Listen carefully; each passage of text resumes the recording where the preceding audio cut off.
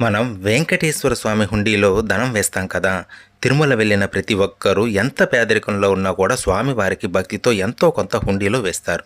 ఒక విషయం గుర్తుపెట్టుకోండి, మనం వేసే ధనం ఖచ్చితంగా మన కష్టార్జితం అవ్వాలి, న్యాయంగా సంపాదించింది అయి ఉండాలి. అటువంటి ధనాన్ని మాత్రమే హుండీలో వేయాలి.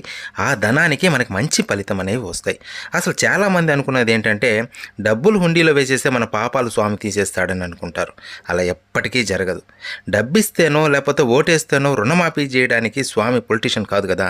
కాబట్టి ఒక్క రూపాయి అయినా కూడా న్యాయంగా సంపాదించింది అయితే చాలు. సకల సంపదలకు అధిష్టాన దేవత అయిన మహాలక్ష్మి ఆయన చెంత ఉండగా మన డబ్బు ఆయనకు అవసరమా చెప్పండి. భక్తితో ఒక్క పైసా మన హుండీలో వేసినా అంతకు 100 రెట్లుగా స్వామి తిరిగి ఇచ్చేస్తారు. ఇంకో బాధాకరమైన విషయం ఏంటంటే, స్వామి దర్శనం చేసుకుంటూ ఉంటే చాలామంది చిల్లర విసిరేస్తారు గర్భగుడిలోకి. తర్వాత ధ్వజస్తంభం దగ్గర కూడా డబ్బులు విసిరేస్తూ ఉంటారు. దీనిని భక్తి అంటారో ఏమంటారో మీరే చెప్పండి.